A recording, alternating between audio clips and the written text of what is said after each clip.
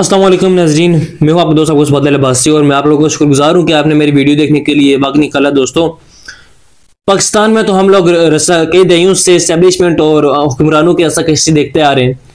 अब यही रस्साकशी अमेरिका में भी तबले जंग में बदल गई है। बाकायदा इस पर लड़ाई हो रही है।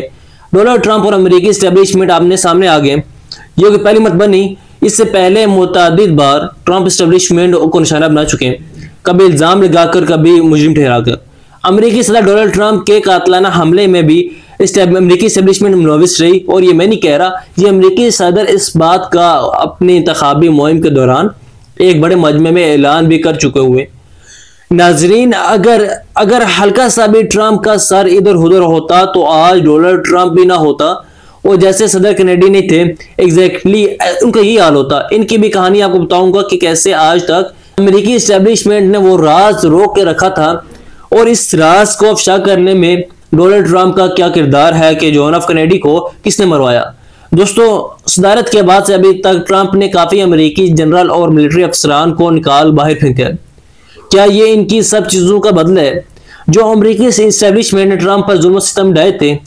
इन सब कार्रवाइयों के बाद ट्रंप ने इस्टेब्लिशमेंट को लाखों चने चबवाने का फैसला कर लिया और इसके लिए उन्होंने ऐलान किया कि वो आज अमेरिकी साबिक मकतूल सदर जॉन एफ कैनेडी के खुफिया दस्तावेज़ात जारी करेंगे और इसमें खुफिया एजेंसी अमेरिकी और इस्टेब्लिशमेंट दोनों के किरदार भी सामने आ जाएंगे। इन सब पर भी आगे चल के मैं बात करूंगा, लेकिन सबसे पहले बात करेंगे अमेरिकी तारीख के सबसे बड़े फैसले की।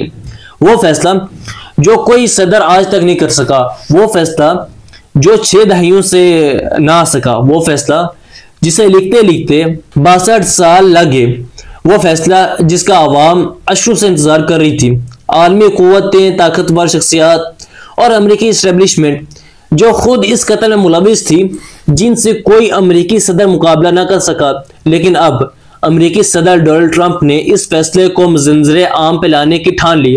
ये कहानी है अमेरिका साबिक मकतूल सदर जॉन एफ कैनेडी की, जिनको बड़े मजमे में पूरी दुनिया के सामने एक फौजी ने कत्ल कर दिया था। आज उनसे मुतालिक खुफिया दस्तावेज़ात जारी की जा रही है जो कि 80,000 सफ़ियात पर मुश्तमिल है। ये वो पुरअसरार कत्ल है जिसका मुअम्मा आज तक हल नहीं हो सका था। वो डोनाल्ड ट्रंप ने हल कर दिखाया और अपने बयान में यह भी कहा कि दस्तावेज़ात का ये खजाना बहुत दिलचस्प है। अगर ये इतना दिलचस्प होता नाज़रीन, तो अभी तक इस्टेब्लिशमेंट सामने लेके आ चुकी होती।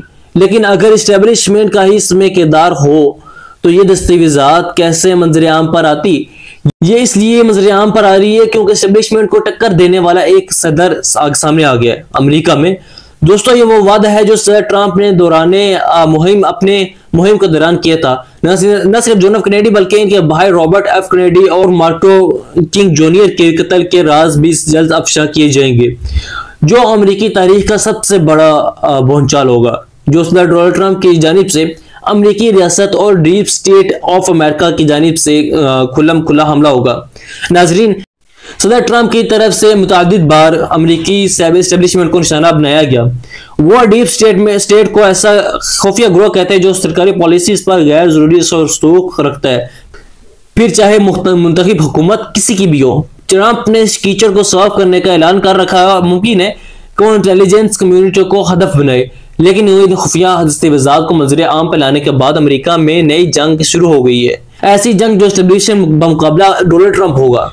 अब देखना यह है कि जंग सदर ट्रंप डीप स्टेट के खात्मे से जीतते हैं या इस्टेब्लिशमेंट सदर ट्रंप को कुर्सी से बाहर फेंक कर सदर कैनेडी का कत्ल अमेरिका की तारीख के मुतनाज़े और पुरअसरार तरीन वाक़यात में से एक है। नज़रीन, अमेरिका के मकतूल सदर जॉन एफ कैनेडी 1961 में इक़्तिदार संभालने वाले अमेरिका के 35वें सदर थे, जिन्हें 22 नवंबर 1963 को रियासत टेक्सास में कत्ल किया गया। और यह कत्ल किसी आम आदमी ने नहीं किया, बल्कि अमेरिकी फौज के एक साबिक 24 साला फौजी हार्वी ऑसवाल्ड ने किया। इस कत्ल के बाद इसको गिरफ्तार भी कर लिया गया था। फिर एक बड़े माफिया से ताल्लुक रखने वाले एक और आदमी जो कि नाइट क्लब का मालिक था, जैक रूबी, जिसने ऑसवाल्ड को इस वक्त कत्ल कर दिया जिस वक्त इसे अदालत में पेश करने के लिए जेल से बाहर निकाला जा रहा था। कत्ल दर कत्ल के इस सिलसिले ने सदर कैनेडी के कत्ल को ऐसा पुरअसरार बना दिया जिसके बारे में अब तक कोई भी यकीन से कुछ नहीं कह सकता। इस कत्ल को आमतौर पर रूस और क्यूबा की एक ऐसी साजिश तस्वर किया जाता है जिसमें अमेरिका के खुफिया इदारे, CIA और FBI भी शामिल थे। नाजरीन, इस तस्वर को तकवीत इसलिए भी हासिल हुई कि सेनेटर कैनेडी के जानशीन जो थे लिटिल बीट जॉनसन कैनेडी पर कातलाना हमले से पहले ही कह चुके थे कि अगर रूस अमेरिका पर हमला करेगा तो उसकी इब्तिदा सदर कैनेडी के कत्ल से करेगा। तो नाजरीन, अब आपको बताता हूं कि साजिशी नजरियात क्या कहते हैं। दोस्तों, कैनेडी को एक ऐसे ग्रोह ने कत्ल किया जिसमें हेनरी किसिंजर, डेविड रॉकफेलर और जॉर्ज बुश सीनियर शामिल थे, क्योंकि कैनेडी ने कुछ खुफिया मालूमात हासिल की थी जिनमें यह भी शामिल था कि अमेरिका की हुकूमत में खलाई मखलूक के साथ चांद पर एक बेस बनाने का मुआहदा किया गया था। इसके अलावा यह भी कहा जाता है कि हार्वी ओसवाल्ड, जिससे अमेरिकी सदर कनाडा को कत्ल किया था, और जैक रूबी, जिसने हार्वी ओसवाल्ड को कत्ल किया था, यह दोनों एक आलमी साजिश का हिस्सा थे।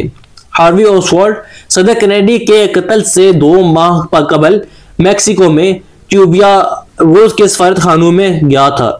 सदर कैनेडी के कत्ल के बाद क्यूबा के सदर फिडेल कास्ट्रो पर इल्जाम भी लगाया जाता रहा कि वो इस सारी मनसूबाबंदी के पीछे का मास्टरमाइंड है। नाज़रीन, ये वही फिडेल कास्ट्रो है जिस पर बाद में 600 से जायद कातलाना हमले हुए। जी हाँ, 600 से जायद, लेकिन वो इन सब में बाल बाल बच निकला। नाज़रीन, ये कत्ल अमेरिकी तारीख में इतना बड़ा था कि इस कत्ल को लोग कॉपी करते रहे।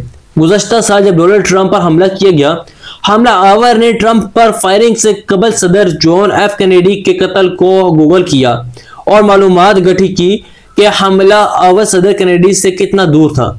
तो दोस्तों, ये थी आज की बड़ी खबर, और कुछ देर में इनकी शफात से भरपूर दस्तावेजात भी जारी कर दिए जाएंगे।